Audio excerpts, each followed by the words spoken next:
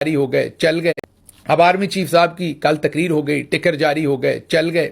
آج پتہ نہیں انہیں کس نے مشورہ دیا کہ جناب آپ نے تو بڑی ہی جبران قسم کی تقریر کی. ہم گاؤں کے لوگ ہیں, ہمارے گاؤں میں جو پہلا بچہ پڑھتا ہے وہ جب انگریزی بولتا ہے تو پورا گاؤں جو ہے وہ بس کہتا ہے کہ پتر تو انگریزی بول, کچھ بھی بول پر انگریزی بول, تو سارے بیٹھ کے اس کو سنتے ہیں. آرمی چیف کے ساتھ بھی ایسا ہی معاملہ ہوا. جو آگے بیٹھے تھے دوست وہ زیادہ پڑھے لکھے نہیں تھے, کیونکہ اوورسیز پاکستانیوں میں بھی ظاہر ہے اوورسیز ہونے کا مطلب تو نہیں ہے کہ آپ پڑھے لکھے ہو گئے, تو اس میں بھی دوست, اور اس میں کوئی ایسی بری بات نہیں, جو پڑھا لکھا نہیں ہے وہ کوئی بری بات نہیں. لیکن جب آرمی چیف نے انگریزی بولی تو ان کو سمجھ تو زیادہ تر کو نہیں آئی کہ آرمی چیف کیا کہہ رہے ہیں. پتہ نہیں آرمی چیف صاحب کو بھی سمجھ آئی کہ نہیں. بہرحال جب آرمی چیف صاحب نے بول دی تو وہ ایسے تالیاں بجا رہے تھے اور ان کے چہرے پر جو فرتے جذبات تھے اس سے یہ لگ رہا تھا کہ ویکھو ساڈا آرمی چیف بھی انگریزی بولتا ہے. تو بات تو ٹھیک ہے, ہمارا آرمی چیف انگریزی بولتا ہے اور دبنگ طریقے سے بولتا ہے, اور ابھی آپ کو سنواتے ہیں.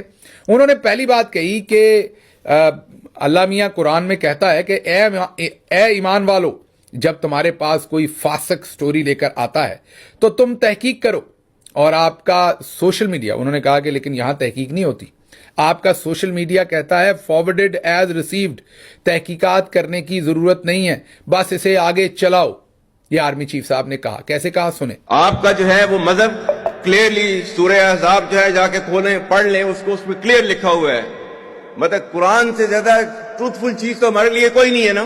یا ایھا الذین آمنوا ان جاءکم فاسق بنبأ فتبینوا ان تصیبوا قوما بجہالۃ فتصبحوا علی ما فعلتم نادمین. کہ اے ایمان والو, جب تمہارے پاس کوئی فاسق سٹوری لے کر آتا ہے تو تحقیق کرو.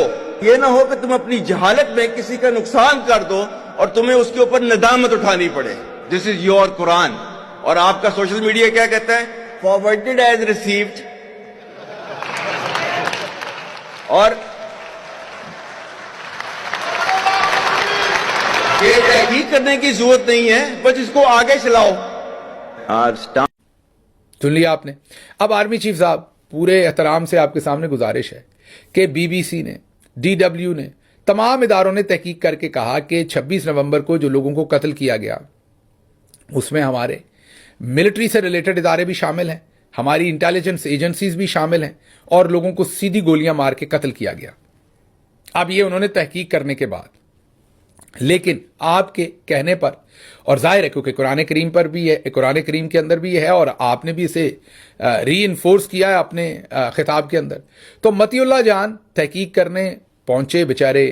قرآن کے حکم کے مطابق وہ پیمز ہاسپٹل پہنچے تحقیق کرنے, وہاں کا ریکارڈ دیکھنے. تو اب ہمیں یہ قرآن کی کسی آیت میں نہیں پتا کہ جو آگے سے کام ہوا وہ کہیں قرآن میں لکھا ہوا ہے کہ نہیں. پہلے تو متی اللہ جان کو ہی چک لیا تاکہ تحقیق ہی نہ ہو سکے. اس کے بعد جو ہاسپٹل کے اندر ریکارڈ تھا اس کو غائب کر دیا تاکہ تحقیق ہی نہ ہو سکے. بی بی سی لکھتا ہے کہ ہاسپٹل کا ریکارڈ غائب کر دیا گیا, ڈی ڈبلیو لکھتا ہے کہ ہاسپٹل کا ریکارڈ غائب کر دیا گیا. پھر سر یہ نہیں پتا کہ جو تحقیق کرتے پھر رہے تھے لوگ وہ تو تھے ہی تھے جو اپنے گھر والوں کی لاشیں ڈھونڈتے پھر رہے تھے, انہیں لاشیں نہیں دی جا رہی تھی, وہ چھپا لی گئی, موو کر دی گئی.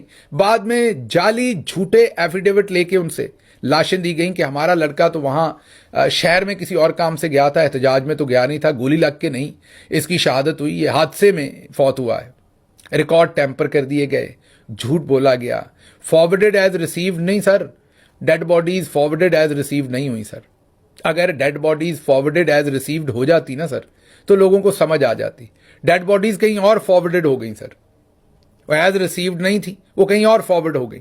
اور جو ایز ریسیوڈ تھیں گولیوں سے ان کے جعلی ڈیتھ سرٹیفکیٹ بنائے گئے, موت حادثاتی قرار دے کر انہیں دفنا دیا گیا, اور بہت ساروں کی تو لاشیں شاید ابھی تک نہیں ملی. تو اب یہ سمجھ نہیں آئی کہ آپ کا سوشل میڈیا پر غصہ سمجھ آتا ہے, لیکن یہ سمجھ نہیں آتی کہ آپ اپنی طرف کیوں نہیں دیکھ رہے کہ یہ جو تحقیق کی ہے لوگوں نے اس کو بھی آپ نے نہیں دیکھا, اور جو تحقیق پاکستان والے کرنے کی کوشش کرتے تھے ان کو ویسے ہی آپ نے روک دیا, تحقیق کرنے نہیں دی. تو اس پر آپ نے کیا بات کرنی. اب آرمی چیف صاحب کی کل تقریر ہو گئی, ٹکر جاری ہو گئے چل گئے.